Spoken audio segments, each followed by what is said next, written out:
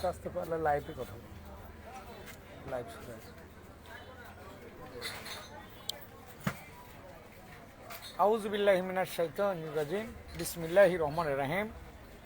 আল্লাহু আকবার, আল্লাহু আকবার। গণতন্ত্র, একজোট স্বাধীন বাংলাদেশের গণতন্ত্র জেগে ওঠো, স্বাধীনতার শক্তি, দেশ ও জাতি চায় মুক্তি। মুক্তিযোদ্ধা শহীদদের সম্মান দাও, স্বাধীন বাংলাদেশের পতাকা হাতে লও, মুক্তিযোদ্ধাকে সালাম দাও, গণতন্ত্র সুবিচারের শপথ লও। আমার অনেক বক্তব্য আমার গণতন্ত্র একজোটের, অত দূর বক্তব্য আমি রাখলাম না। আমি সীমিত আকারে কিছু কথা বলবো দেশ ও জাতির মধ্যে। প্রিয় দেশবাসী, অবশ্যই কথাগুলো শুনবেন এবং কথাগুলো বুঝবেন এবং মন এবং ইমানের সাথে ভেবে বিবেক বিবেচনার মাধ্যম দিয়ে কে ভালো মানুষ আর কে মন্দ মানুষ, কারা ভালো আর কারা মন্দ, কে ভালো কে মন্দ, সেই বিচার করার দায়িত্ব আমি আপনাদের প্রতি আমি দিতে চাচ্ছি। প্রিয় দেশবাসী, আসসালামু আলাইকুম ওয়া রাহমাতুল্লাহি ওয়া বারাকাতুহু। সারা বাংলাদেশের মধ্যে বৈষম্য ছাত্র বিরোধী আন্দোলনের উপদেষ্টা ডক্টর মোহাম্মদ ইউনূস সাহেব সহ সকল উপদেষ্টা এবং সারা বাংলাদেশের মানুষের প্রতি আমি আবার নতুন করে আরেকটি সালাম আমি জানালাম। আসসালামু আলাইকুম ওয়া রাহমাতুল্লাহি ওয়া বারাকাতুহু।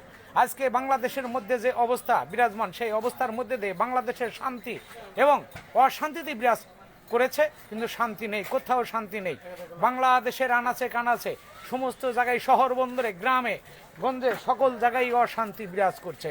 প্রিয় দেশবাসী, আমি মনে করি দেশবাসী আপনাদের প্রতি আমি সালাম জানিয়েছি এবং আপনারা ভালো থাকবেন সেই আশা সেই প্রত্যাশা নিয়ে আমি আজকের এই কথা বলছি।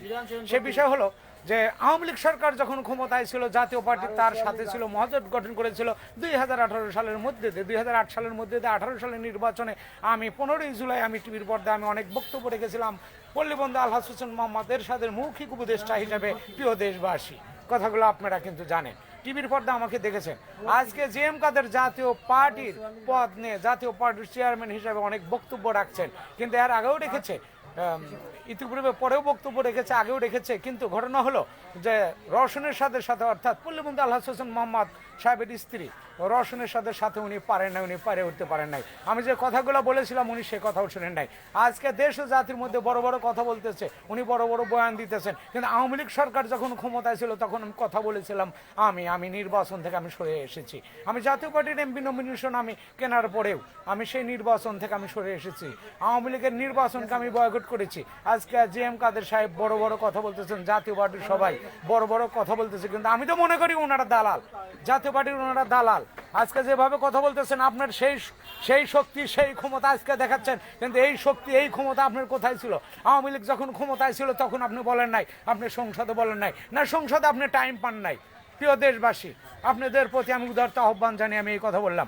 আওয়ামী লীগ যে দালালি গোলামি, যে আওয়ামী লীগের সাথে থেকে যে জাতীয় পার্টি করেছে, এই দালালি গোলামির কারণেই আওয়ামী লীগ এতগুলো শক্তি আর এতগুলো হ্রাস পেয়েছে। ক্ষমতায় থেকে দেশ ও জাতির মধ্যে অন্যায় অবিচারের সাথে জাতীয় পার্টি জড়িত ছিল, কিন্তু জাতীয় পার্টি তখন মুখ খোলে নাই। প্রিয় দেশবাসী, বড় দুঃখের সাথে আমি বলতে চাই এই কথাগুলো এবং বলেছি আমি অনেকবার। আমার কথা হলো দেশ ও জাতির মধ্যে শান্তি ফিরে যেভাবে আসে সেই লগ্নেই কাজ করতে হবে। দেশের মধ্যে খালি বড় বড় কথা বললেই দেশের শান্তি ফিরানো যায় না। আপনি চাচ্ছেন, আপনি হইচই করছেন যে আপনার জাতীয় পার্টিকে শক্তিশালী করবে এই দেশের মানুষ, কিন্তু আপনারা নিজেরা জাতীয় পার্টির যারা আছেন, আপনারা কেউই ভালো মানুষ নয় আমি মনে করি। এখন থাকতে পারে এর ভিতরে ভালো মানুষ, কিন্তু তাদের কথা বলার মতো অধিকার আপনি দেন নাই। কেননা আপনারা শুধু কিভাবে এরশাদ সাহেবের নাম ভাঙ্গায়া খাবেন সেই চিন্তা ভাবনায় আপনারা করেছেন এবং সেই চিন্তা ভাবনায় আপনারা রয়েছেন। কিন্তু আমি মনে করি আজকে যে বাহুবাদে কথা বলতেছেন, এই বাহুবাদে কথা বলা আপনার আগেই উচিত ছিল, কিন্তু এখন বলেন কেন? এখন তো দেশের মানুষ সবাই জেনে গেছে, সবাই বুঝতে পেরেছে। আপনার এই বোঝার আগে আপনার এই কথাগুলো বলা লাগছিল।